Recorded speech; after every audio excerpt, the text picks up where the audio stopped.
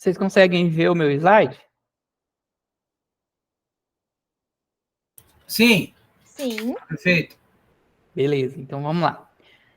Bom, pessoal, então esse é o nosso primeiro encontro da nossa disciplina, né? O encontro de abertura da nossa disciplina de saúde coletiva e epidemiologia.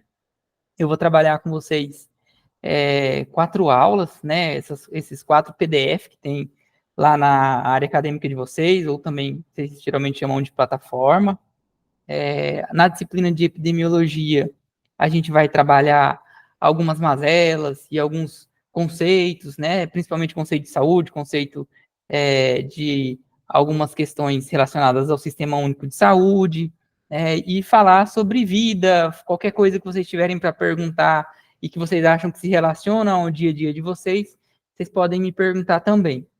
Então, a gente inicia a nossa conversa relembrando, né, a definição de saúde, de acordo com a Organização Mundial da Saúde, que saúde é um estado de completo bem-estar físico, mental e social, e não somente a ausência de afecções e enfermidades. Então, é muito importante a gente sempre partir desse pressuposto, né, desse princípio, que é, né, a definição de saúde. Então, muitas vezes a gente se pega pensando, né, ou poderia se pegar pensando, que saúde é simplesmente a ausência, né, ou a ausência ali, ou desculpa, a presença de uma doença. E na verdade, a saúde é o completo bem-estar físico, mental e social. Então, o indivíduo, ele não vai estar bem consigo mesmo apenas quando ele tem uma doença física, né? Ele precisa ter aí o seu bem-estar mental e social, ele precisa, por exemplo, ter emprego, moradia,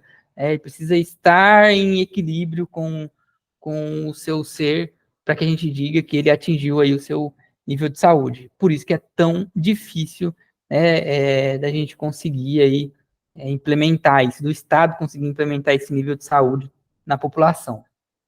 Eu coloco alguns exemplos, como o que aconteceu em Brumadinho, né, que por muitas vezes a gente pode pegar pensando que a ausência de saúde para aquelas pessoas foi só para quem teve um acidente ou que morreu durante o, quando a barragem rompeu, mas na verdade ali pessoas que não sofreram nenhuma mazela física, elas também foram acometidas pela ausência de saúde porque perderam suas casas, perderam entes queridos. Então, são exemplos que a gente utiliza aí para o nosso dia a dia. E para a gente conseguir, né, fazer essa determinação do estado de saúde, a gente utiliza alguns determinantes do estado de saúde. Então, a gente traz aqui para o centro, né, o estado de saúde, e aí a gente começa a demarcar quais são os principais determinantes, né, e quais são os seus tópicos que vão aí estar relacionados com esse estado de saúde. Então, a biologia do indivíduo, né, do nosso paciente, do ser. Então, o que são essas características biológicas? Então, características biológicas são sexo e idade. Como assim, professor, sexo e idade? Porque são características que estão intrínsecas no ser. Então, por exemplo, algumas comorbidades ou algumas doenças estão relacionadas ao sexo masculino, como, por exemplo, o câncer de próstata. Outras estão relacionadas ao sexo feminino, como, por exemplo, câncer de mama, câncer de ovário, de útero, e também outras doenças que estão relacionadas aí também à idade. Características raciais e antropológicas, características genéticas e hereditárias. São os fatores ligados aos determinantes de saúde aí biológicos. Depois a gente tem o ambiente, que vai estar relacionado ao ambiente físico e biológico de onde esse indivíduo mora, ou trabalha, ou está relacionado. Então, por exemplo, o indivíduo, né, que frequenta um ambiente biológico hostil, que seria um ambiente biológico hostil, um local onde existe maior chance dele ser atingido por um agente infeccioso, por exemplo. Né, um local sujo, ou um local onde tem a presença de muitos animais e sem saneamento. E o ambiente físico pode ser um ambiente de como se esse ambiente tem luz ou não tem, se esse ambiente é quente ou é frio, ou se é um ambiente agradável ou não para esse indivíduo. E a parte socioeconômica, que daí entra ocupação, salário e etc. Também vem estilo de vida, né, que está lá em hábitos, vícios e abuso de drogas, lazer e recreação, e hábitos como alimentação e presença de exercícios físicos ou não. Junto de tudo isso, é claro, a gente precisa trazer, né, para determinar esse estado de saúde do indivíduo, os serviços de saúde. É que os serviços de saúde não estão, a gente não envolve só o tratamento ou a reabilitação. É claro que isso é muito importante, ter hospitais, ter pronto-socorros, mas é muito importante também, nesse serviço de saúde, existir a prevenção e a promoção de saúde. O que seria, qual seria um exemplo de prevenção? A vacinação, por exemplo, um exemplo de promoção, as ações de educação em saúde, né? É promover saúde, é ensinar as pessoas, por exemplo, que elas precisam lavar as mãos, que elas precisam tomar banho, que elas precisam frequentar um médico quando necessário, que elas precisam fazer exames periódicos. São ações aí de prevenção e promoção da saúde. E tudo isso junto vai determinar o estado de saúde do indivíduo. Então, imagine que isso, se um desses agentes estiver desequilibrado, vai levar ao desequilíbrio do indivíduo como um todo, e aí ele não vai conseguir atingir esse conceito de saúde aqui da OMS, que é um estado completo de bem-estar físico, mental e social. A gente tem algumas ações, né, que tanto o SUS, como o poder público, como as instituições de ensino, né, de forma geral, fazem para manter esse conceito de saúde das pessoas e para que as pessoas cada vez mais entendam, né, que o que está ligado e como a gente pode fazer para trazer isso para as pessoas, que a gente tem aí os 17 Objetivos de Desenvolvimento Sustentável, né, que a gente chama de ODS, que são os 17 objetivos. Se a gente entende que se a gente conseguir seguir esses objetivos, a gente vai conseguir aí manter o conceito de saúde para a população como um todo. E aí a gente já inicia também conversando sobre os termos de saúde coletiva e saúde pública, e aí a gente já quebra um paradigma que, apesar de, na comunidade leiga, esses termos eles serem facilmente confundidos, né, eles eles significam coisas diferentes, eles são coisas diferentes. Então, por exemplo, a saúde pública é todo o aparato de saúde presente aí no nosso dia a dia. Então, por muitas vezes a gente pode pensar que, por exemplo, saúde pública é só o SUS ou só os procedimentos de saúde feitos pelo poder público. E não, a saúde pública é toda e qualquer ação de saúde, todo o hospital, sendo ele particular ou público, está envolvido aí na saúde pública. E já a saúde coletiva é uma disciplina, a saúde coletiva surgiu a partir de um conceito, né, de um pensamento de conseguir implementar um estado de saúde nessa população. Então, a gente define aqui, ó, saúde pública diz respeito ao diagnóstico e tratamento de doenças e a tentativa de assegurar que o indivíduo tenha dentro da comunidade um padrão de vida que lhe assegure a manutenção da saúde. Então, a saúde pública é toda e qualquer ação de saúde direcionada para a população. Então, vacinação está em saúde pública, o indivíduo que precisa de uma cirurgia está em saúde pública, o indivíduo que precisa de um medicamento, ele está atendido aí na saúde pública, e reforço, esse atendimento ou essa situação de atendimento, ela pode ser tanto pública ou privada. Até porque, se a gente for resgatar lá a Constituição brasileira e a lei do SUS, né, cabe ao poder público dar condições das empresas privadas também levar saúde para a população.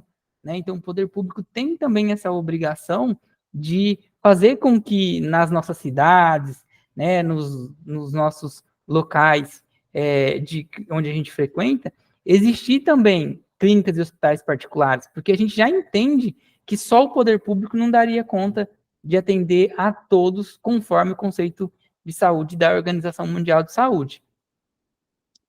E aí a gente define também saúde coletiva, então saúde coletiva é um conceito que surgiu para designar os novos conteúdos, né, e projeções da disciplina que resultou do movimento sanitarista latino-americano e da corrente da reforma sanitária do Brasil. Então o conceito de saúde coletiva, ela surge a partir de quando a gente começou a aprimorar melhor o conceito de saúde e entender que, por exemplo, o indivíduo praticar atividade física é também estar atendendo ao conceito de saúde dele, é atender à integridade desse indivíduo, né? Ele precisa praticar atividade física. Atividades de recreação também estão envolvidas nisso, né? A ensinar as crianças, como, por exemplo, conceitos de boa alimentação, conceito de esporte, de lazer, de cultura, é também parte de respeitar o conceito de saúde do ser humano. E a saúde coletiva nos ajuda a pensar sobre isso e a implementar novas ações de saúde pública para atender a população. Se a gente pensar um pouco mais, a gente conseguir resgatar, há alguns anos atrás, pouco se falava em atividades de lazer e principalmente atividades físicas, né, de colocar as pessoas e de levar a atividade física para a população como um todo. E com o decorrer do tempo, com as novas conversas, com os novos estudos, com a divulgação, né, de resultados de que o indivíduo precisa sim fazer atividade física, hoje para a gente é normal, né, ir à academia, ou fazer um pilates, ou fazer uma corrida, uma caminhada, né, e se a gente for puxar 20 anos atrás, isso não era tão comum assim. E a gente também, dentro aí, né, e aí já falando sobre a atenção à saúde, e falando de como que a gente consegue levar a saúde para as pessoas, a gente começa a definir e a diversificar os nossos assuntos. Então, a gente entra aqui para conversar sobre os níveis de prevenção em saúde. Então, quando a gente fala nos níveis de prevenção em saúde, a gente vai ter praticamente aí 3 níveis de prevenção, né, que é o primário, o secundário e o terciário. Mais para frente a gente pode conversar e falar sobre uma curiosidade que tem surgido aí também um nível de prevenção que a gente chama de quaternário, né? Então, os conceitos de saúde coletiva, o pessoal tem conversado sobre implantar um a mais. Mas se a gente for pegar nos livros e nos artigos aí publicados, né, de 2, 3 anos para trás, o que a gente vai encontrar são medidas de prevenção primária, secundária e terciária. Eu vou definir com vocês vão perceber que não é tão difícil da gente entender o que é primário, o que é secundário, o que é terciário aqui, quando a gente fala em níveis de prevenção. Então, por exemplo, quando a gente fala em prevenção primária é toda e qualquer ação que a gente vai fazer para evitar o aparecimento de uma doença, né? Então, então se é para evitar o aparecimento da doença, eu logo penso que eu vou fazer atividades de prevenção primária, eu vou levar a prevenção primária para pessoas que ainda não foram acometidas por aquela doença, né? Um exemplo de prevenção primária é o indivíduo que não tem diabetes, né, fazer atividade física. Então, ele faz atividade física para prevenir o aparecimento de doenças crônicas, por exemplo. E aí, que claro, ele ainda não tem. Então, se ele não tem e está fazendo alguma coisa para continuar assim, eu estou em prevenção primária. Um outro exemplo que daí sai um pouco dessa questão de saúde, né? Quem anda hoje tem uma lei, segundo a legislação de trânsito, a gente precisa utilizar capacete para andar de moto, né?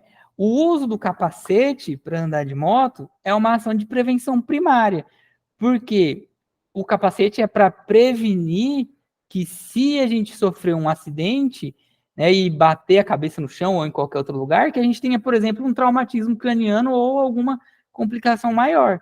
Ou seja, eu uso o capacete para, se acontecer de eu cair com a moto ou se eu bater a cabeça em algum lugar, eu não ter uma complicação. Então, prevenção primária. Mais um exemplo de prevenção primária. Geralmente, né, antes ali, durante as festas de carnaval, a gente vê as secretarias de saúde e tal distribuindo muitos preservativos e muitos panfletos relacionados a infecções sexualmente transmissíveis. Então, a distribuição desses preservativos, por exemplo, durante o carnaval, claro que faz o ano inteiro, mas no carnaval é mais forte. É, essa ação é para prevenir a infecção com sífilis e outras doenças sexualmente transmissíveis. Então, é uma ação de prevenção primária. O indivíduo vai utilizar o preservativo para não ter a doença. Já na prevenção secundária, né, são medidas que a gente vai levar para tratar quem já tem uma determinada doença ou diagnosticar quem tem a doença. E a gente precisa pensar que algumas pessoas têm a doença, mas não sabem, né? E não é porque elas não sabem que elas não têm. Então, por exemplo, se nós aqui, então nós estamos aqui com uma acadêmica de farmácia e acadêmicos de fisioterapia. Nós poderíamos bolar uma ação social e ir para uma praça fazer testes rápidos de diagnóstico de sífilis.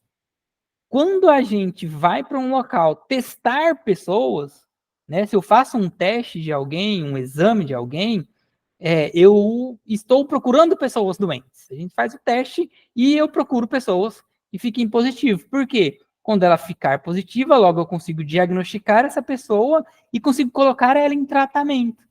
Então, diagnosticar e tratar são ações de prevenção secundária, né? Por exemplo, conseguir diagnosticar o indivíduo com sífilis. Então, quando nós fomos até a praça e fizemos lá a ação de teste rápido, as pessoas que ficaram positivas, a gente encaminhou para o serviço de saúde, encaminhou lá para o serviço especializado, o serviço aí de saúde do SUS acolheu essas pessoas e essas pessoas entraram em tratamento. Então, está todo mundo tomando bezetacil.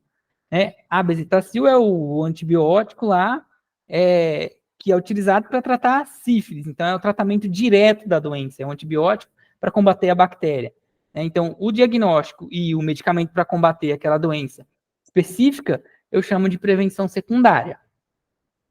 E a prevenção terciária, né? Já a prevenção terciária, eu costumo dizer, para a gente entender melhor e para ficar mais contextualizado, é um bônus que eu levo para o meu paciente. Então, para ele estar em prevenção terciária, ele já passou pela secundária, porque eu diagnostiquei ele, né? Nós diagnosticamos eles em algum momento, ou a equipe multidisciplinar diagnosticou, e ele está em tratamento. Então, por exemplo, podemos continuar com o exemplo do indivíduo com sífilis, que a gente fez o diagnóstico lá na praça, e aí ele já está em tratamento, está recebendo lá o antibiótico para combater a sífilis dele, que é o medicamento utilizado. E aí a gente vai levar algumas atividades a mais para esse indivíduo, né, para levar a reabilitação dele. O que poderia levar para essa pessoa que a gente diagnosticou com sífilis e está sendo tratada, e já está em secundária? Vou dar uma ação terciária para ela. Levar ela, por exemplo, para um programa de atendimento psicológico, para conversar sobre os locais onde ela está frequentando, sobre o porquê de não ter utilizado preservativo, ou sobre o porquê dela manter vários parceiros sexuais, por exemplo.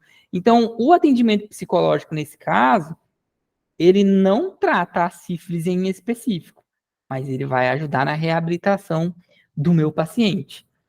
Vou utilizar um outro exemplo e parar de falar sobre esse paciente em específico.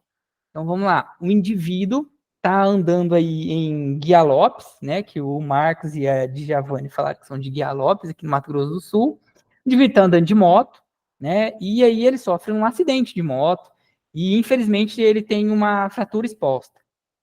E aí esse indivíduo é levado, né, até o hospital, e aí ele vai, a equipe vai fazer aí os exames de imagem para diagnosticar onde foram as fraturas e como foram, vai fazer todo o atendimento. Então, assim, o atendimento específico para sanar essa lesão, essa fratura no agora, são ações de prevenção secundária.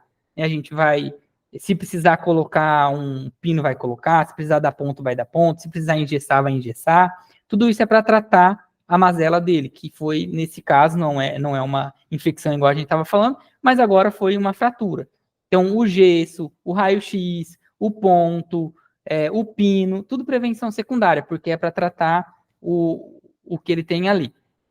E aí, esse indivíduo, depois que o osso dele já tiver imobilizado, que ele já tiver tudo, que já tiver colocado o gesso, que o osso dele já tiver em processo de cicatrização, que já vai estar, né, fazendo ali também o processo de mineralização óssea. Depois ele não vai fazer fisioterapia, né? Quem já passou por fratura sabe disso. para reabilitar, para devolver ele ao trabalho dele, por exemplo, que ele tinha antes, ou atividade esportiva que ele fazia antes, a gente vai colocar ele para fazer fisioterapia. A fisioterapia em si não vai, por exemplo, consertar o osso que ele quebrou. O osso que ele quebrou a gente consertou com gesso ou com pino. Mas a fisioterapia vai ajudar a reabilitar esse indivíduo. Então, por isso ela está em prevenção terciária nesse caso. Ah, professor, uma intervenção cirúrgica, quanto que ela seria em prevenção terciária? Vamos usar o exemplo. Uma mulher é diagnosticada com câncer de mama. Então, o diagnóstico está lá em secundária. Vai fazer quimioterapia, radioterapia e, se for preciso, remoção da mama. Então, está no tratamento direto do câncer, prevenção secundária. E aí, depois que ela fez todas as sessões, fez a cirurgia que precisava fazer lá de remoção da mama, foi curada do câncer. Só que ela está sem a mama. Né? A gente concorda que ela precisa dessa mama para voltar ao seu estado de saúde que ela tinha antes. Então, ela vai receber uma prótese, o SUS é obrigado a fazer isso. Então, ela receber essa prótese não vai curar o câncer dela, porque isso foi feito em prevenção secundária, mas vai ajudar na reabilitação dela. Então, prevenção terciária. E aí a gente também tem as ações de promoção da saúde, que daí a gente sai. Então, aqui, ó, a gente falou das medidas de prevenção, né? E aí a gente dividiu em prevenção primária, secundária e terciária. E agora a gente fala das ações de promoção da saúde. Então, são exemplos de ações de promoção da saúde. Educação em saúde, bons padrões de alimentação e nutrição, adoção de estilo de vida saudável, prática de exercícios físicos e hábitos de higiene domiciliar e ambiental. Desestimular o sedentarismo e promiscuidade, tabagismo e alcoolismo e consumo de drogas. Então, as ações de promoção de saúde, a gente vai perceber que elas não são ações que são feitas para efetivamente curar uma doença. Elas são muito mais para prevenir o aparecimento de doenças. E as ações de promoção são muito mais para fazer com que o indivíduo nem chegue perto de ter uma doença, para que ele consiga manter o seu estado de saúde, né, o tempo inteiro. Então, as ações de promoção vão envolver sempre assim, quando a gente vê, por exemplo, propaganda na TV ou na internet, do próprio poder público, do próprio governo, né, promovendo ações de atividade física, falando sobre alimentação saudável, são ações de saúde. Isso aí quem está pagando é o SUS, porque faz parte das ações de promoção de saúde. Nós temos também a área da proteção à saúde, né? Então, já na proteção à saúde, a gente vai atuar em locais e ambientes e em situações onde já existe um risco eminente, por exemplo. Então, no campo da proteção, alguns exemplos aí. Vigilância epidemiológica. Então, a vigilância epidemiológica só entra, né, quando existe uma doença. Então, a vigilância epidemiológica funciona para caracterizar um agente causador de doença, para caracterizar quais são os principais sintomas daquela doença, caracterizar quem são as pessoas que geralmente são acometidas por aquela doença, se ela comete mais pessoas do sexo masculino ou feminino, pessoas idosas ou jovens ou crianças, né, para entender como aquelas doenças ocorrem. Então, por isso que ela está no campo da proteção da saúde. A vacinação é um exemplo de proteção, ou seja, a gente só faz vacina contra doenças que possam, né, causar algum desarranjo no indivíduo ou doenças que a gente não consiga aí fazer tratamento contra elas. Por isso está lá a vacinação em ações de proteção à saúde. A gente só vacina quem corre o risco de ter a doença. Saneamento básico, ação de proteção, vigilância sanitária também, e exame médico odontológico periódico. São ações aí envolvidas também na proteção à saúde. A medicina do trabalho, tem aqui a imagem que eu fiz questão de colocar, também é uma ação de proteção à saúde. Então, o indivíduo que trabalha numa obra, por exemplo, por que ele é obrigado a usar capacete? Ou quem trabalha no hospital é obrigado a utilizar jaleco e luva, né? Porque naquele ambiente existe um risco, né, maior de acidente. No caso da obra, de cair alguma coisa na cabeça do indivíduo que trabalha ali, por isso ele vai usar o capacete. Então, essa é uma ação de proteção aí, nesse caso, aí da saúde do trabalhador. E temos também as ações de recuperação da saúde. Então, a recuperação da saúde envolve o diagnóstico e o tratamento de doenças, acidentes e danos de toda a natureza e limitação da invalidez e a reabilitação. Então, quando a gente fala sobre recuperação é muito parecido com o que a gente usou lá nos termos da prevenção secundária. Então, quando a gente fala em recuperar, o indivíduo ele tem uma doença e a gente vai tratar especificamente a doença que ele tem. Então, ele tem uma infecção, vou tratar a infecção dele. O indivíduo teve uma fratura de qualquer membro, e aí a gente vai fazer o raio-x e vai entender onde foi a fratura, vai colocar o gesso e tratar esse indivíduo. Então, é recuperar o dano que ele sofreu. O indivíduo, por exemplo, ele sofreu um infarto agudo do miocárdio. O que é recuperar esse indivíduo? Colocar o coração dele para voltar a bater. Então, descobrir o que precisa ser feito, onde que foi, onde que a veia dele, a veia não, onde a coronária dele, por exemplo, está obstruída, fazer o cateterismo ou aplicar o anticoagulante que precisa aplicar e recuperar a saúde dele. Então, eu resolvi o problema que levou ele a aquela patologia, àquela mazela ali que tirou o equilíbrio de saúde dele. Aqui eu deixo com vocês, né? A gente sempre faz questão de ter esse textinho, que é como se fosse uma tarefa, que eu coloco um texto assim, ó.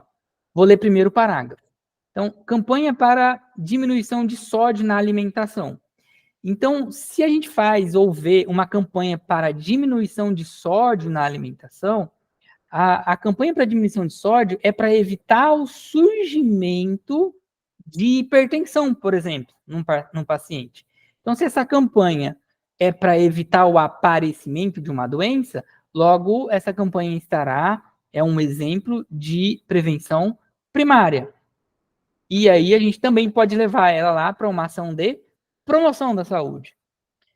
Se eu falo que um paciente hipertenso, previamente diagnosticado, que tem monitoramento de profissionais de saúde, então esse paciente ele foi diagnosticado com hipertensão e está sendo tratada a hipertensão dele, ele está tomando lá o captopril ou o atenolol, né, o medicamento que foi prescrito para ele, justamente para tratar a doença, né, no caso a hipertensão, é uma ação de prevenção secundária de saúde, porque o diagnóstico e o tratamento específico são ações secundárias. E aí já em roxo aqui, ó, exercício físico orientado, dieta adequada, é livrado de situações de estresse do cotidiano e terá uma evolução muito lenta da patologia, diminuindo incrivelmente as possíveis complicações da saúde. Então, na parte roxa, eu nem estou diagnosticando ninguém e nem estou tratando especificamente uma doença, mas eu estou dando formas, eu estou dando características, eu estou possibilitando a ele, né, uma vida melhor. Eu estou possibilitando uma reabilitação melhor para ele, que é o exercício físico orientado. Muitas vezes o indivíduo que passa a fazer exercício físico orientado, passa a fazer uma dieta adequada, diminui um pouco o estresse, muitas vezes ele até diminui a dose do antihipertensivo que ele toma, né? Para a gente ver o quanto as ações terciárias são importantes, apesar de não ser medicamentosa, nem combater diretamente aí o agente que está causando a doença ou efetivamente a doença. Aqui a gente termina a parte da aula 1. E aí eu vou entrar na aula 2. Vocês têm alguma dúvida sobre a aula 1?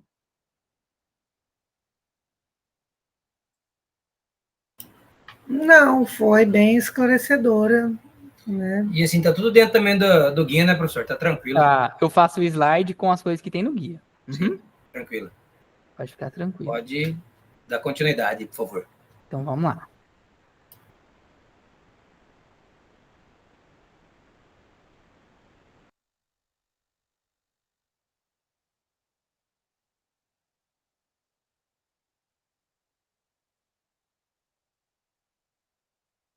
Na aula 2, nós vamos falar sobre o Sistema Único de Saúde, sobre o SUS. E é muito importante, quando a gente falar em SUS, a gente relembrar, né, que foi a Lei 8080, de 19 de setembro de 1990, que instituiu o SUS. Muitas vezes a gente confunde, né, e por que eu sempre falo com isso com vocês? porque isso cai muito em concurso público, né? E em provas de, às vezes, a pessoa vai fazer residência médica, ou vai fazer um processo seletivo. Então, assim, ó, o que tem a ver a Constituição de 1988 com o SUS? Foi na Constituição de 1988 que o SUS foi previsto e foi colocado na Constituição que precisaria e que teria um sistema único de saúde, que existiria um sistema, né? Mas foi só 2 anos depois, de 1990, que esse sistema efetivamente foi criado, né? Pela Lei 8080, de 19 de setembro de 1990. Feita essa introdução, né? Nós vamos entender por que o sistema é único, por que esse nome, né? Então, primeiro, um sistema é um conjunto de várias instituições dos 3 níveis de governo, setor público e conveniado, que se integram para um fim comum. O fim comum é levar a saúde à comunidade, levar a saúde para o Brasil inteiro, né? E aí envolve esfera municipal, estadual e federal. E os convênios. E por que eu friso aqui em convênios? Porque muitas vezes algumas pessoas pensam que instituições privadas, que hospitais particulares, que clínicas particulares não possam fazer parte do SUS. Podem sim, tá? Através de convênios. Então, por exemplo, se na cidade onde eu moro, né, não tem uma UTI neonatal, por exemplo, a Secretaria Municipal de Saúde pode muito bem fazer um convênio com um hospital particular que tem essa UTI neonatal para que esse hospital particular atenda às necessidades daquela região, daquele município ali, né? Então, sim, existe a possibilidade da iniciativa privada atuar no SUS, desde que ele seja conveniado às secretarias municipais, estaduais ou o Ministério da Educação.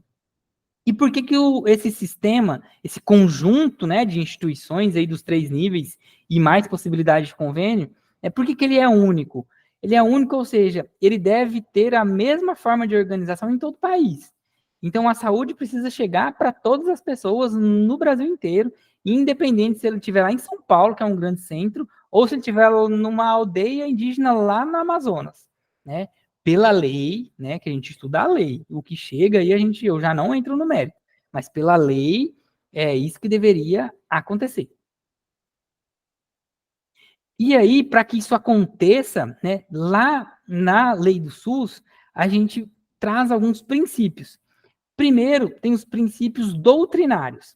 Princípios doutrinários são princípios que não podem ser quebrados de jeito nenhum. É uma doutrina. Então, quais são os princípios doutrinários? A universalidade, a equidade e a integralidade.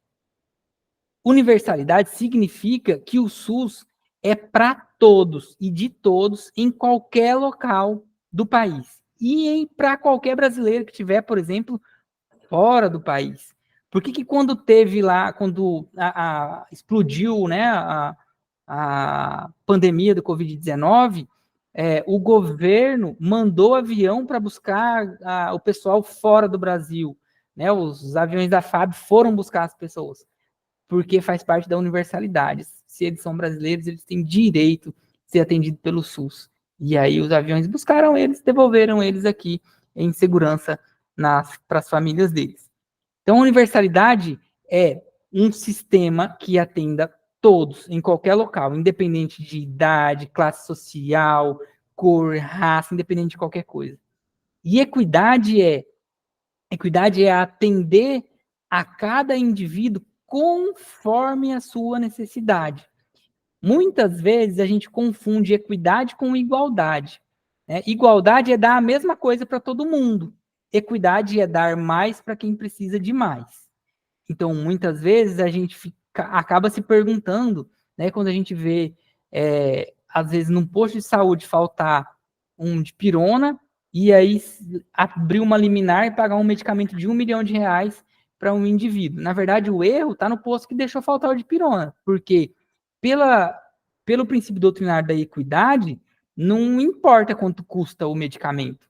O SUS tem a obrigação, né, está na doutrina do SUS, levar o atendimento para aquela pessoa, independente da complexidade do atendimento, do tratamento do medicamento que ela precisa. Então, a equidade é dar o que o indivíduo precisa, né, independente se ele vai precisar de mais ou menos do que as outras pessoas que estão na sua cidade, na sua casa ou no seu país. E a integralidade é levar ações de promoção e de proteção da saúde, é levar tudo que o indivíduo precisa. O indivíduo ele precisa ser enxergado como um ser biopsicossocial, ou seja, na integralidade é que a gente conseguiu quebrar aquele estigma que a saúde era só a ausência de doença. Então, é através da integralidade que a gente consegue obrigar o poder público, por exemplo, a fazer academias ao ar livre, a colocar atendimento nutricional nas escolas, a levar ações que não necessariamente são para tratar uma doença, mas é para dar dignidade e qualidade de vida para a população. E para fazer com que esses princípios doutrinários funcionem, para colocar eles para rodar, a gente tem os princípios organizativos, que aí o exemplo de princípio organizativo que a gente tem aqui é a participação popular, ou seja, a população também participa da definição das ações de saúde que a gente quer para os municípios, para os estados e para o país. Então, o SUS trouxe isso, foi a lei do SUS, né, que conseguiu inserir a população na tomada de decisão. Né? E quais serão, por exemplo, a gente faz lá as reuniões municipais, estaduais e federais, né, para definir, por exemplo, quais serão as ações definidas nos próximos 4 anos. E não é só o poder público, ou não é só os hospitais, ou só os profissionais da saúde que definem isso. Né? A população também participa. As pessoas que representam bairros, que representam comunidades indígenas, que representam cidades, também participam dessas decisões. A regionalização e a hierarquização, que é a gente conseguir, primeiro, regionalizar o sistema. Então, vou usar um exemplo aqui do nosso estado, que a gente consegue entender melhor. Aqui a gente tem no estado a cidade de Campo Grande, né? Então, Campo Grande tem aqui a Santa Casa, o Hospital Regional, que são hospitais grandes e que têm um nível de complexidade, né, muito grande, consegue atender aí cirurgias de alta complexidade e tudo. Mas, por exemplo, em Guia Lopes, onde está aí o Marcelo e a Djavane,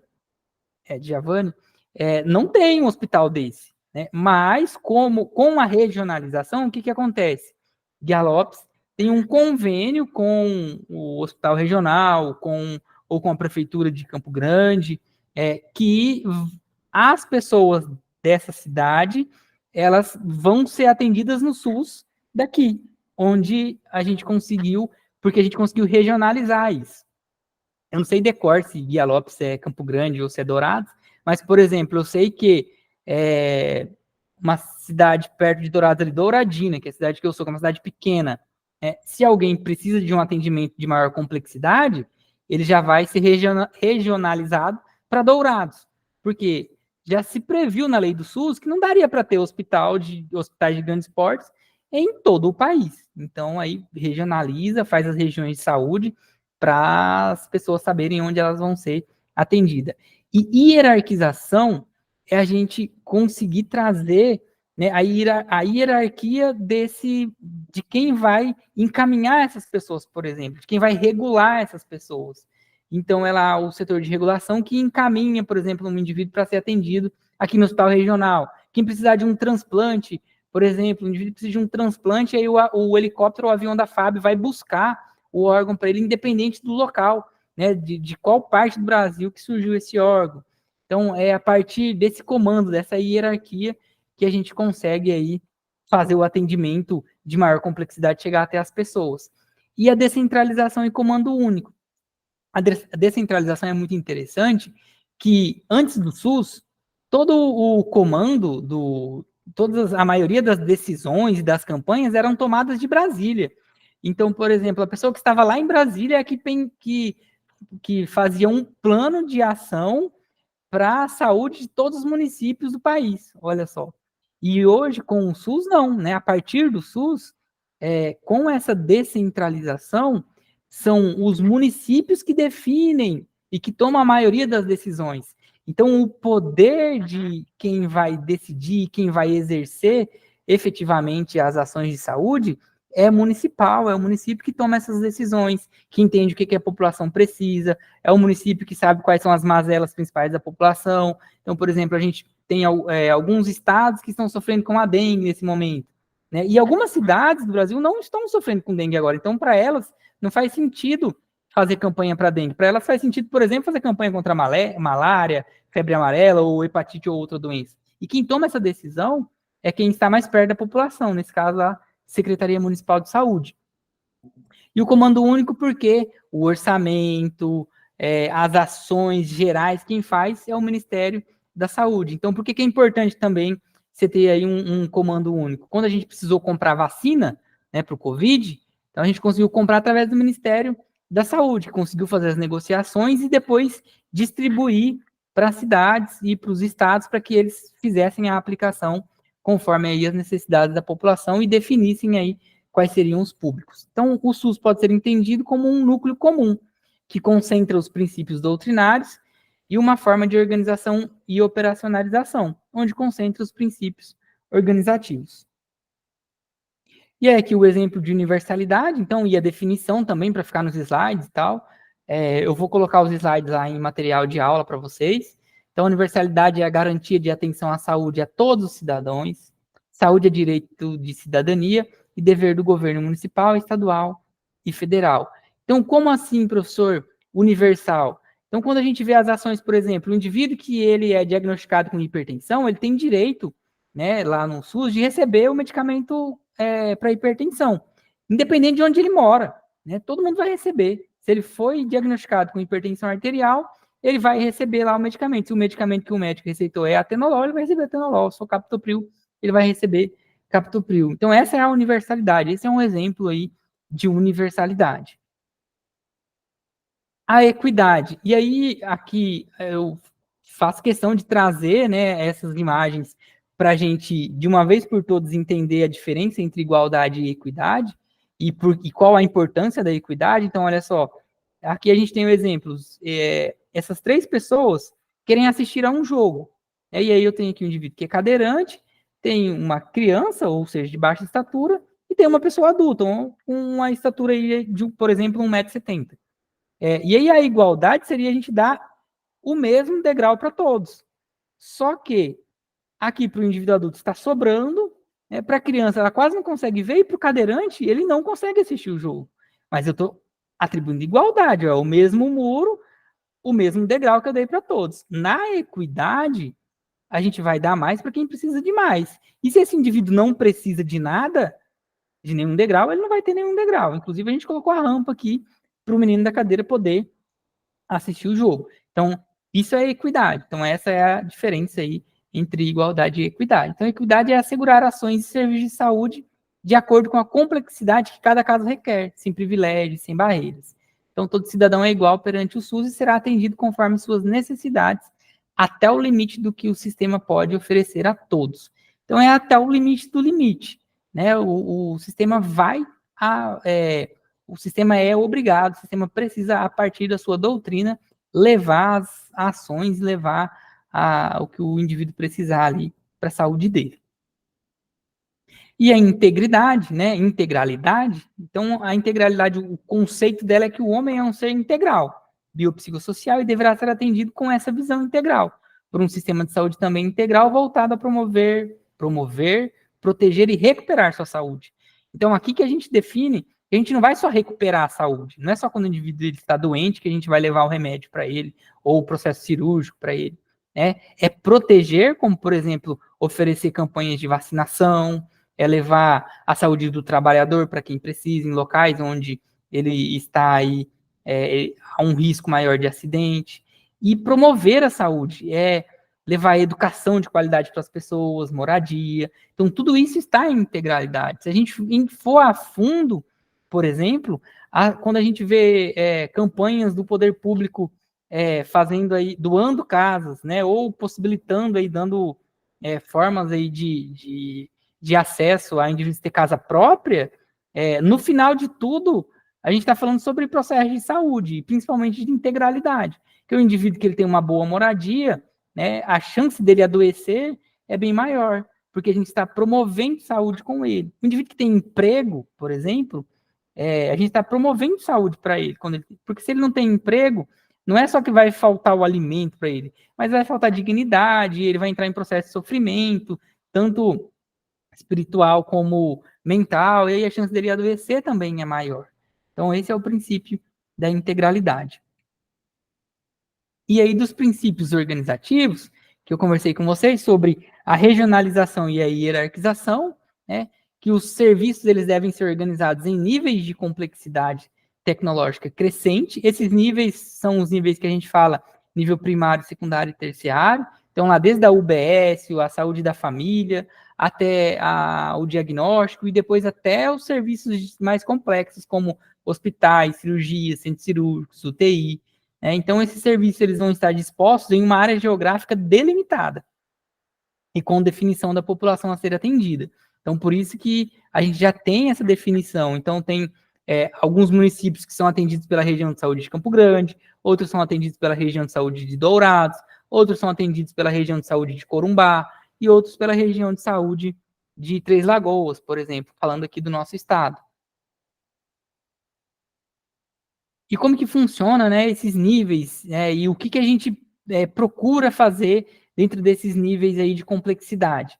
Então, o nível primário, ele deve estar, e está, né, em todos os municípios do país, chegando para todas as pessoas, ou é o que deveria acontecer, porque se o sistema faz isso, ele consegue atender e resolver 80% dos problemas.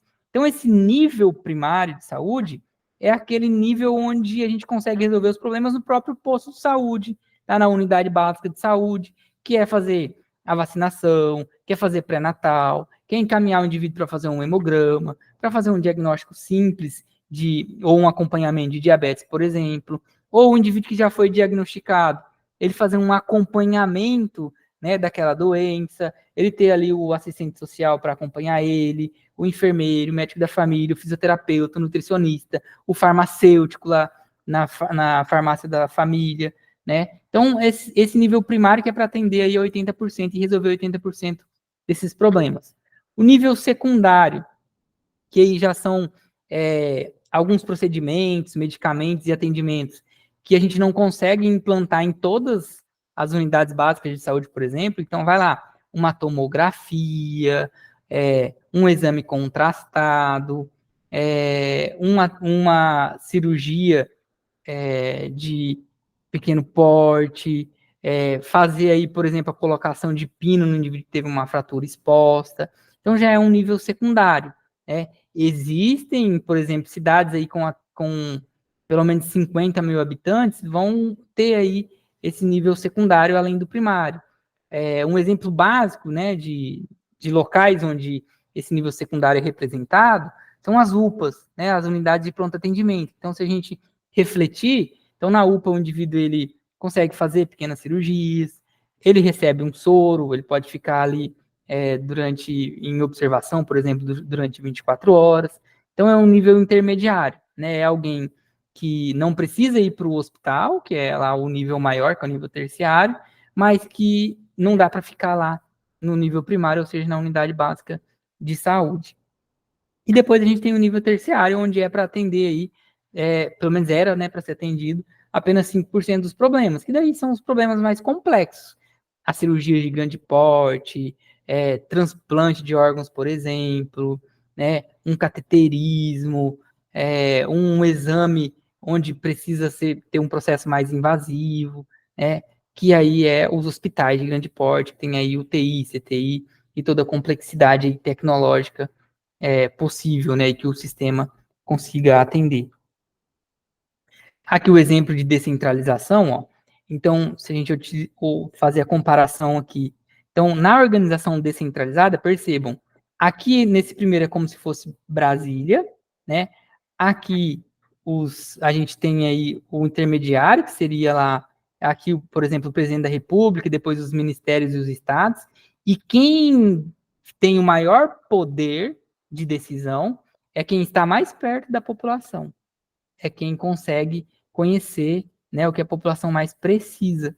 Então, essa descentralização leva há uma autonomia muito grande e a resolutibilidade muito melhor para as prefeituras, né, na figura aí das secretarias municipais de saúde. Quando a organização é centrada, então seria aqui, ó, esse indivíduo aqui, ou seja, o presidente tomando todas as decisões de saúde para todos os municípios. Por isso que a descentralização é muito importante. A participação social, né, que é a garantia constitucional de que a população, através de entidades representativas, participe do processo de formulação das políticas de saúde, controle e sua execução, né, em todos os níveis de governo. Isso a gente é através dos conselhos de saúde e as conferências de saúde. Então, esse ano já teve algumas reuniões e a gente tem essas conferências de saúde para definir quais serão as estratégias, né, o que a população espera, né, do atendimento. E essas reuniões elas partem do município para o estado e depois vão até Brasília para ajudar a escrever aí o projeto de saúde para os próximos anos no nosso país. Então, essa é a participação social. Quem vai? Geralmente são presidentes de bairros, pessoas que representam aí algumas partes da população, como cooperativas, associações, né, pessoas que têm representatividade aí dentro de parte da população. O SUS atende muita gente, né? Então, assim, acho que às vezes a gente nem imagina o quanto de atendimentos que são feitos. Então, para 70% da população brasileira, o SUS é o único, né? A única saída para a saúde. Então, não tem convênio, não pode pagar particular, né? Então, atende muita gente. Hoje significa aí mais de 100 milhões de pessoas. Então, a gente tem 64 mil estabelecimentos credenciados. A gente faz mais de 2,3 bilhões de procedimentos ambulatoriais por ano, mais de 300 milhões de consultas, 11 milhões de internações e 2 milhões de partes. Em algum momento, todo brasileiro precisou do SUS. E aí, como essa organização entre atenção primária, secundária e terciária, é o que eu falei com vocês, eu só coloco aqui no slide para a gente conseguir enxergar, delimitar melhor, né, isso. Então, a atenção primária é a UBS, são as ações que são mais próximas da população, elas estão presentes em todas as comunidades, né, para fazer o acompanhamento e para resolver pelo menos 80% dos problemas. Então, aí é onde vai estar o médico da família, o enfermeiro da família, o fisioterapeuta que atua na família, farmacêutico que atua na família, nutricionista que atua na família, que é onde estão as equipes, né, que atuam aí mais perto da população, mais próximo da população, fazendo as ações aí de promoção e prevenção da saúde. Na atenção secundária, ou também chamada de média complexidade, consiste na prestação de serviços especializados do SUS. Então, como eu falei para vocês, vai envolver aí exames especializados, como, por exemplo, tomografia, o indivíduo que precisa tomar um medicamento de alto custo, né? Esse medicamento não precisa ser aplicado através de nenhuma cirurgia nem nada, mas ele é um medicamento um pouco mais caro. Então, ele já vai ser levado a esse nível médio de complexidade, que ele vai precisar ficar em observação, né? Ou uma cirurgia aí de médio porte também, ele pode fazer lá nessa atenção secundária. E aí depois a atenção terciária, né, que é a alta complexidade, que é os serviços hospitalares, né, que requerem alta tecnologia, que são utilizados equipamentos e medicamentos de alto custo, procedimentos de alto custos, que aí é onde estão aí os grandes hospitais e as clínicas especializadas aí com alta tecnologia. Agora a gente vai para os slides da aula 3.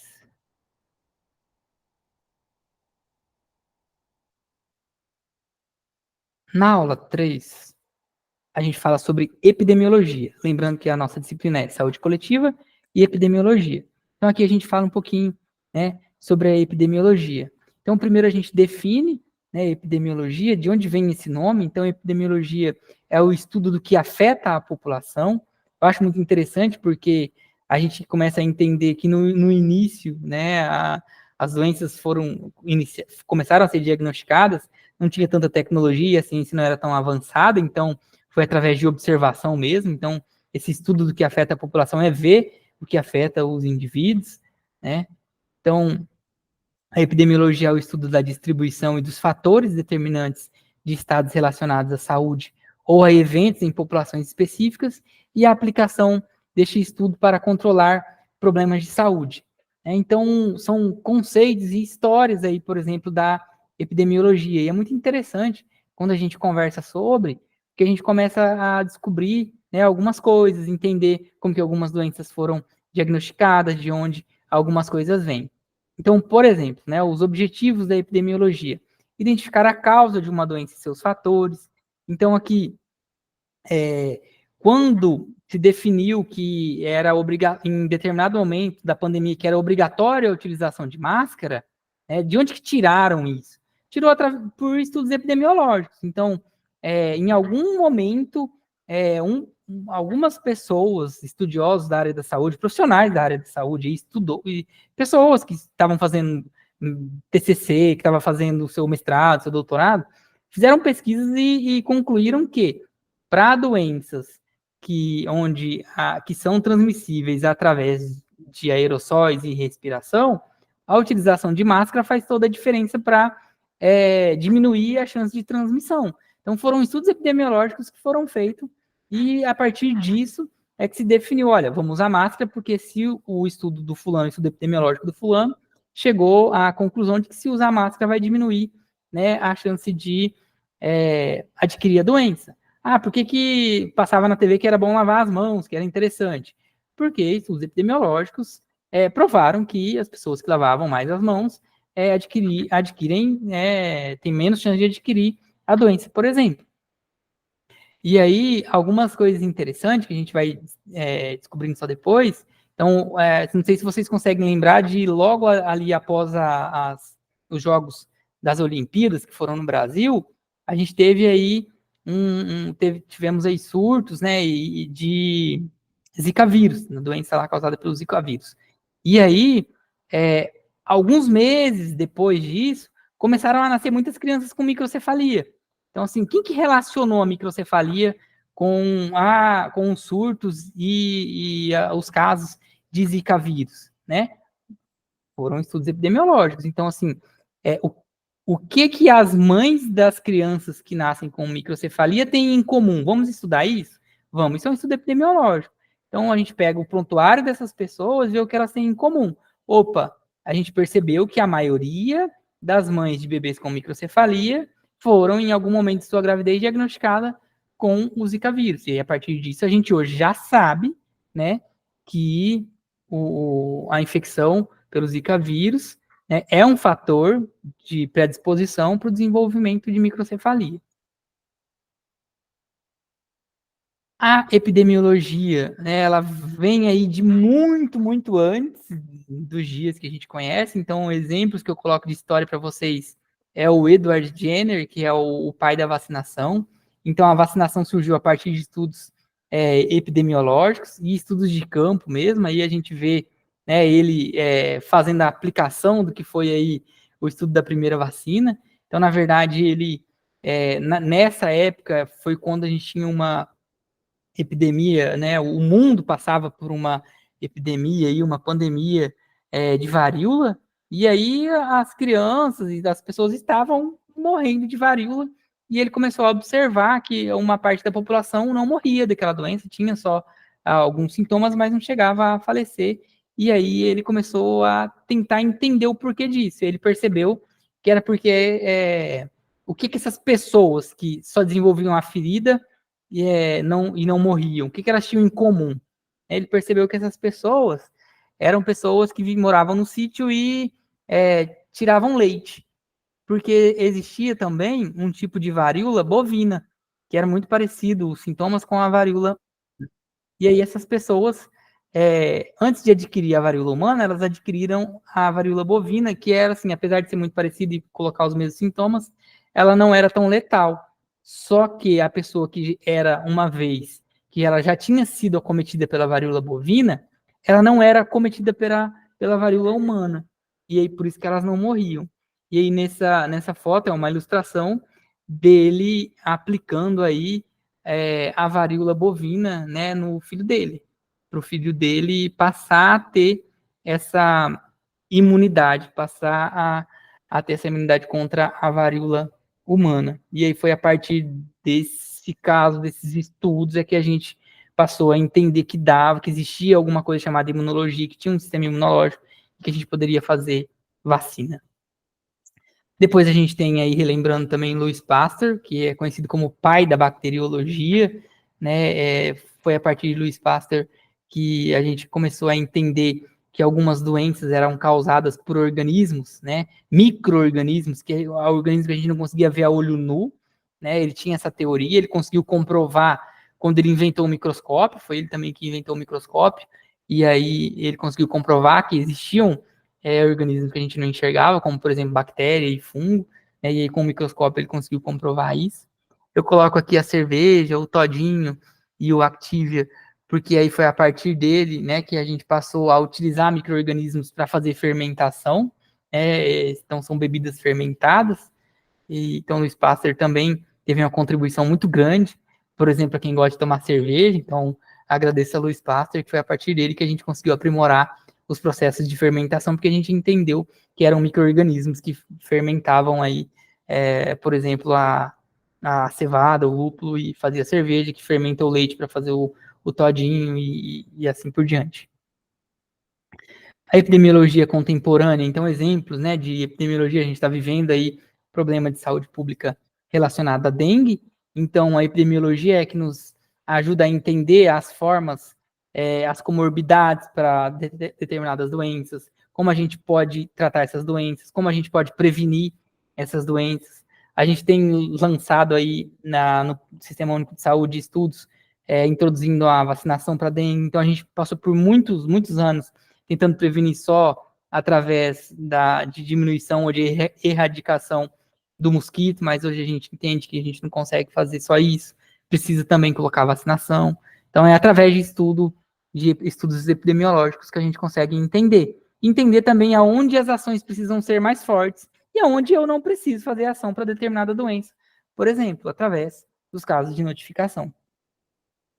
Então a gente tem aí exemplos aí de estudos epidemiológicos que foram muito importantes aí. Má formação congênita e rubéola. Então, hoje, qualquer mulher que vai fazer exame de pré-natal, ela vai passar por vários exames e um desses exames vai ser diagnóstico de rubéola. Por que que isso existe? Porque a gente já definiu, epidemiologicamente falando, que a má formação congênita está atrelada à rubéola na gravidez. Então, hoje, a gente já no pré-natal faz o teste de rubéola, para que se ela tiver com rubéola, ela já passar pelo tratamento, para a gente evitar uma formação congênita. Mas ninguém nasceu sabendo disso, foi através de estudos epidemiológicos. Talidomida e focomelia. Talidomida foi um medicamento utilizado aí na década de 60 e 70, que era um medicamento utilizado para combater enjoo. Só que esse medicamento foi lançado sem ser feito testes em mulheres grávidas. E aí, depois de que, né, se o medicamento é utilizado para combater enjoo, mulher, no início aí da gestação tem muito enjoo, utilizava bastante talidomida. E aí, depois que esse medicamento foi lançado, começou a aumentar os casos de focomelia. Focomelia, a criança é um tipo de malformação que a criança nasce com os braços e pernas encurtados. Isso é focomelia, é o exemplo aqui dessa criança. E através de estudos epidemiológicos, a gente foi entender o que tinha em comum entre essas mães, né, ou esses pais, ou esse ambiente, entender o que tinha em comum para a gente entender, né, por que tinha aumentado esses casos. E aí entendemos que a talidomida, o medicamento, é um medicamento que leva essa malformação congênita aí.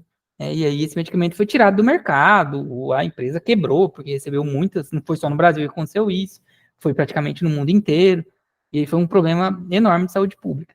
Então, o hábito de fumar e câncer de pulmão. Hoje é fácil, né? A gente já sabe que quem fuma tem maior predisposição de ter câncer de pulmão. Mas imagina, na década de 70 e 80, pesquisadores conseguir comprovar isso contra uma indústria do fumo, do tabaco muito rica, dominava o poder público e tudo, e os cientistas foram lá e pesquisaram e conseguiram comprovar que, por exemplo, de cada 100 pessoas que tinham câncer de pulmão, 80 eram fumantes. Então, está comprovado. Hoje é fácil a gente falar isso, mas estudos epidemiológicos precisaram ser feitos para conseguir comprovar isso. E mortalidade infantil e classe social.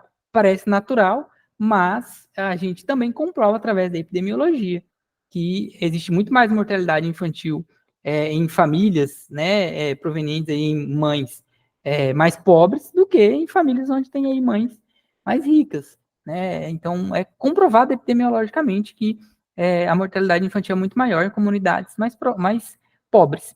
Por isso que, por exemplo, seria uma ação de saúde pública, né, levar uma melhor condição social, né, para mães, né, durante o processo de gravidez. A gente já sabe que existe uma chance de mortalidade infantil, e se melhorar a classe social dessa mãe, pelo menos durante a gravidez dela, a gente iria diminuir a mortalidade infantil, é uma ação de saúde. Estou no conceito de saúde ainda falando.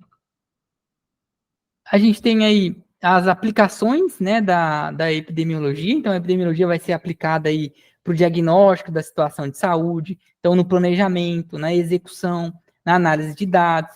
Então, por que a gente inicia os ciclos de vacinações em determinados meses? Não é toda vacina que é aplicada o ano inteiro. Por que a gente faz ações, por exemplo, de vacinação contra a gripe agora em março e abril? Porque o inverno vai chegar mais para frente. Então, como que a gente descobre isso? A gente entende, e através de estudos epidemiológicos, que maio, junho e julho é quando as pessoas são mais acometidas com o vírus da gripe, por exemplo, né? Então, a epidemiologia é muito rica para trazer essas respostas e essas informações aí de como os profissionais de saúde vão agir aí frente às mazelas de saúde. A investigação etiológica, então, por exemplo, não sei se vocês já pararam para pensar, mas nem toda doença a gente trata ou a gente faz a prevenção com vacinação, né? Algumas doenças existem, a gente sabe que elas existem e o SUS faz aí o controle por meio de tratamento. Exemplo, tuberculose e hanseníase.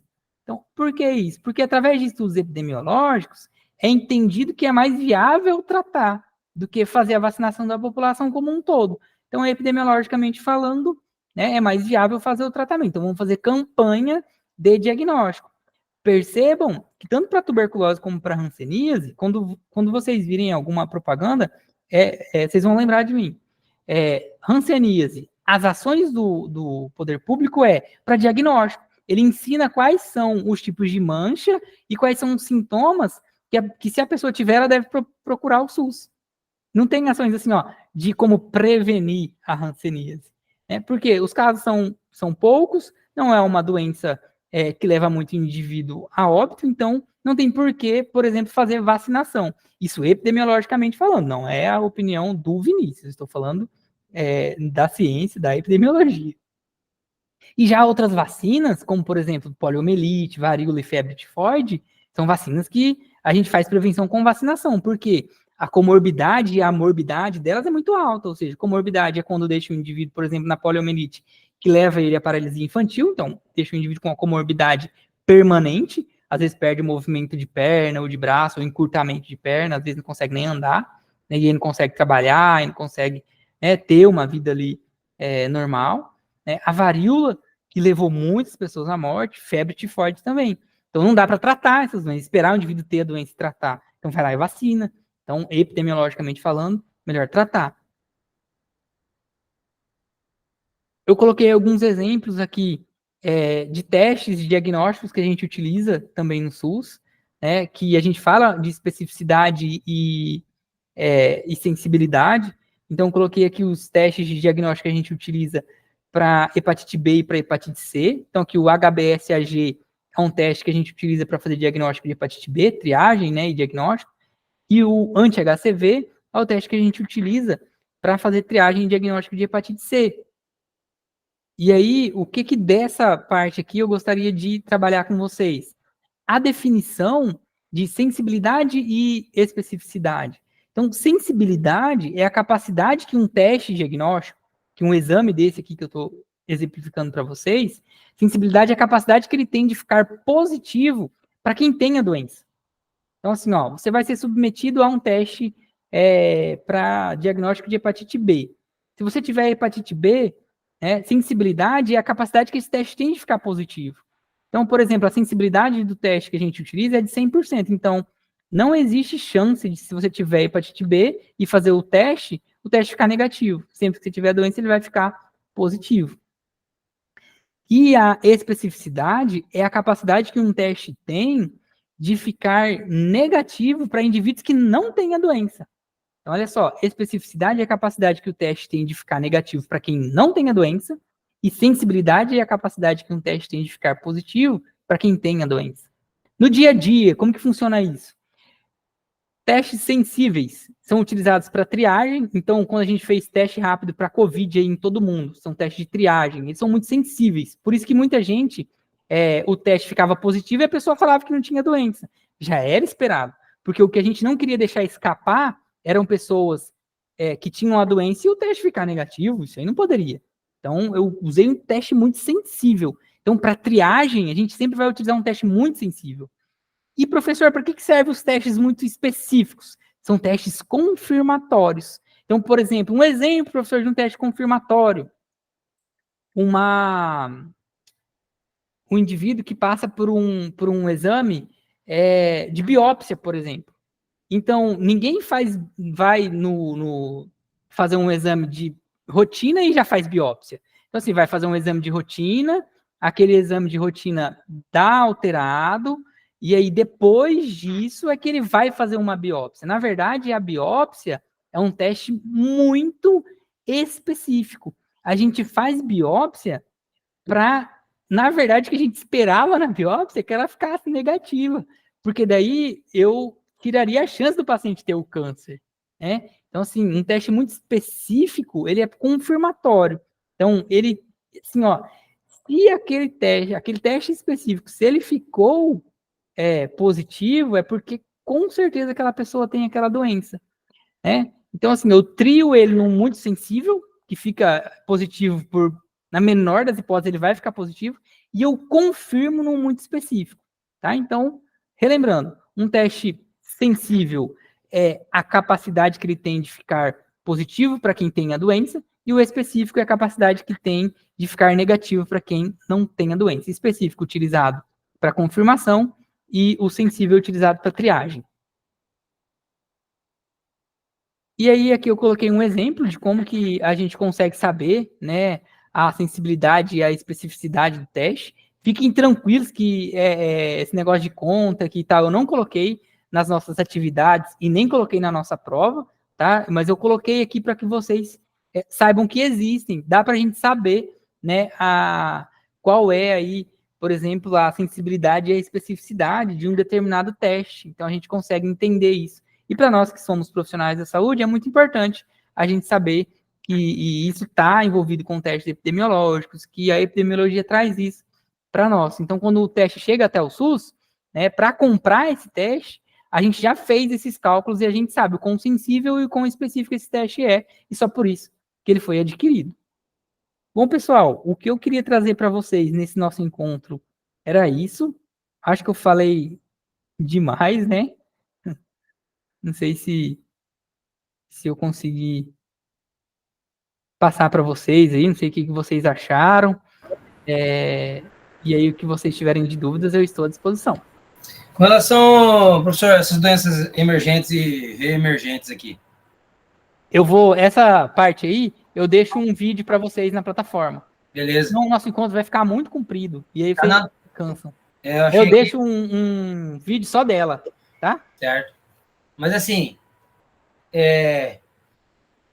da forma que a gente viu o senhor falando aí, é lindo demais no papel. Mas isso mesmo. Né? Vamos colocar isso como... Vamos estudar sobre, né? Mas nós temos assim algumas resistências com relação ao Sistema Único de Saúde aí. Sabe o que eu acho interessante, Marcela? Que é assim, por exemplo, por que nós estamos aqui agora? Vocês são de 3 cursos distintos e eu estou falando sobre isso com vocês. Porque é obrigatório que todo profissional da saúde estude saúde coletiva e epidemiologia. Então, como o SUS é um sistema muito novo, porque criado em 88 e efetivado em 90, é novo para um sistema, né? Então, assim, quanto mais pessoas souberem de tudo isso que poderia estar acontecendo pela lei, quanto mais pessoas souberem, melhor ele tende a ser, pelo menos é o que a gente espera, né? Então, assim, às vezes a gente não tem... Às vezes a gente acha que o prefeito está fazendo um favor quando ele compra um medicamento de alto custo? Mas isso aí eles usam como moeda de troca na campanha. E, na verdade, como o senhor falou aí, com relação vou lembrar aqui. Deixa eu olhar aqui, eu lembro. Deixa eu ler aqui.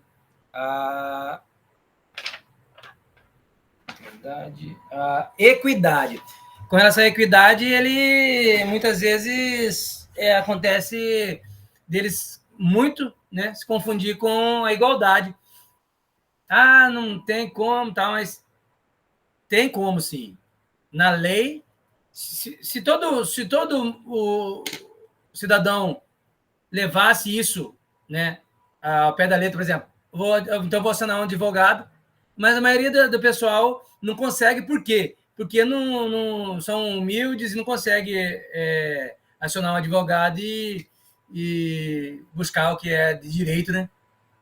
Não tem a informação, né? Porque pelo correto também, nem precisaria do advogado, Marcelo. Claro que porque teria que ter uma ouvidoria do SUS em cada município. A gente nem chega nessa parte, mas deveria ter. O SUS, por exemplo, vou falar de portadores, né? Deficientes físicos. Uhum. Se o município não oferta uma assistência adequada, né, da fisioterapia, até tem, né, mas não tem. A família viu que não tem um respaldo, assim, né? E a pessoa quer contratar um particular. Não tem um respaldo sobre isso? Tem um respaldo, sim. Aí você já vai precisar assim de uma.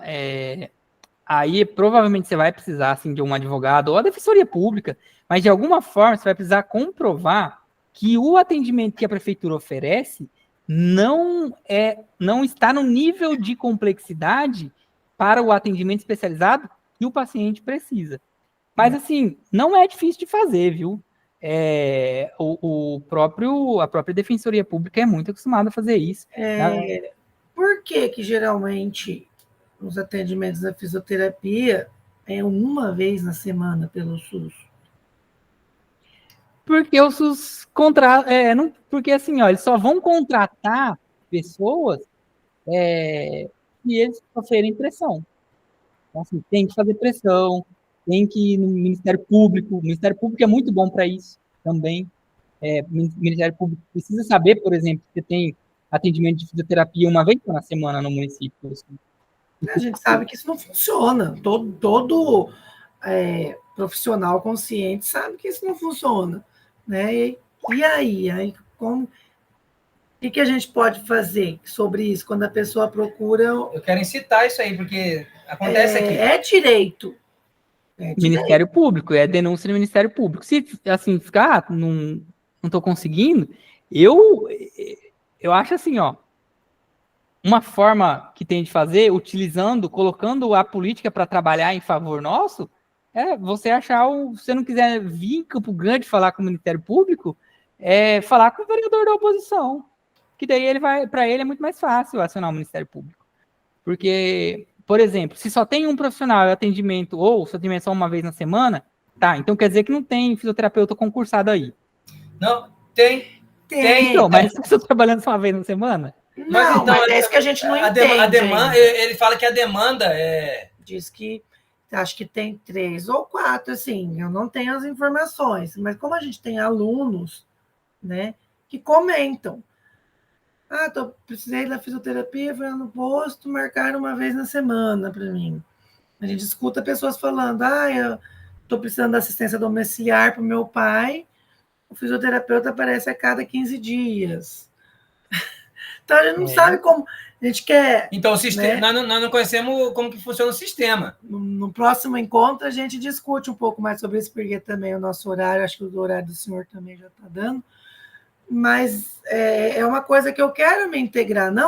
Eu não tenho particularmente um objetivo de trabalhar e prestar um concurso pelo município, mas a gente precisa entender. Acho que todo profissional precisa entender como, até que ponto... As pessoas precisam demais, professor. As Eu pessoas vou fazer o seguinte, ó. Eu vou anotar aqui, vai ficar como tarefa para mim. Eu dou muita tarefa para vocês, né? Então essa vai ser a minha. E aí eu vou conversar com o coordenador do curso aqui, porque aqui tem o curso presencial também. E o coordenador é o presidente do conselho de vocês, o senhor Renato. Vou perguntar para ele como funciona isso nas prefeituras, o que vocês podem fazer, com quem vocês podem conversar. E aí no encontro de encerramento a gente conversa sobre isso. Beleza. Beleza? Professor, obrigado, tá, pela atenção aí. Eu que agradeço. Pela aula, foi muito proveitosa.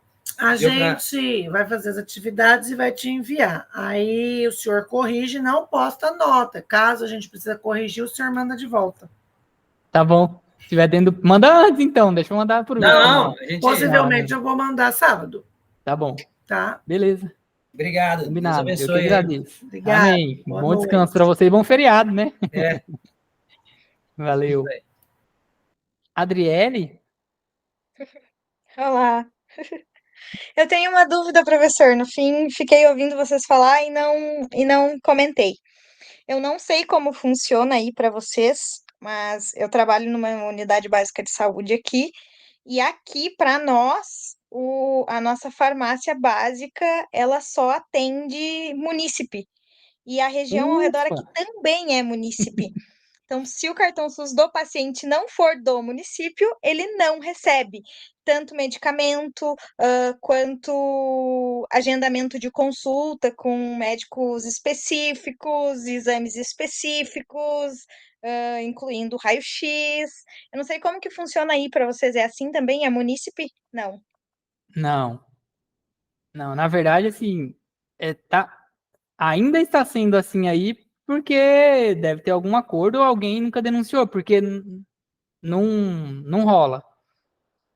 Talvez é porque tá atendendo, as pessoas ainda conseguem atender bem quem é do município e tal, não deu problema, mas o correto o sistema ele é único, né? E aí tem o que a gente chama de universalidade. Apesar de ele precisar ser organizado e tudo, o paciente ele tem direito de ser atendido em qualquer local. Aqui na cidade onde eu moro e na região é assim. Se eu precisar sair da cidade onde eu moro para a cidade do lado, que é o mais perto aqui, Bom Jesus, e precisar de um medicamento, eu vou conseguir consultar com o clínico geral, mas o medicamento e exames eu não vou conseguir. Entendi. Assim, a gente encontra que nem eu não posso falar aqui que não tenha. Essa semana passada eu fui tomar a vacina do Covid, o reforço, né? E aí eu fui num posto que não é o posto que eu sempre vou.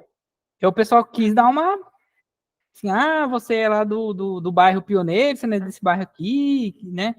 Mas aí eu não faltei com respeito nem nada, eu só falei assim, olha, eu vejo campanha aí que é pra gente vir vacinar, e que não tem ninguém, né, que o pessoal não tá procurando, você não vai me vacinar? E aí, no final, eles me vacinaram, mas aí eu já percebi que, por exemplo, se pra vacina é assim, medicamento, talvez eu que não sei que é assim, sabe? Que você dentro do serviço sabe mais do que eu. Nossa, a gente vê coisas às vezes que, meu Deus, arrepia. Agora você falou da vacinação. Aqui isso também conta. Só que aqui a gente tem indicadores, e provavelmente aí também tem, que a gente tem que atingir uma meta que vai lá para os superiores. E, poxa vida, a vacinação é uma das que a gente foca mais para ser mais atendido para atingir a meta. É isso mesmo. E aí é uma questão até de inteligência, né, dos colegas e atender. Mas é interessante esse raciocínio seu, porque talvez a gente pudesse pensar numa forma, você aí dentro do sistema também, as pessoas que trabalham, todas, se na vacina dá certo, ter uma meta, né, por que não ter uma meta nos outros atendimentos, que daí a gente atenderia as pessoas? Sim. Né? Eu também, Independente de onde ela mora. Seria ótimo. Eu até cheguei a perguntar ali para o pessoal que lida com esse ecossistema do SUS, mesmo que venha um pessoal de fora para cá, que lida só com esse sistema do SUS e essas metas, essas coisas. Eu cheguei a questionar eles sobre isso. Ai, como que é munícipe? Meu Deus do céu, não pode? Uma pessoa de outro município vem para cá sem querer, passa mal, vai precisar. Como que a gente vai dizer não? A pessoa vai morrer porque a gente vai negar um medicamento, um atendimento, um exame? Não, né? Isso mesmo. E aí, antes de mais nada, é assim, ó. A forma de organização, né? A gente não vai entrar, mas ó, é direito do cidadão e dever do estabelecimento de saúde atender ele.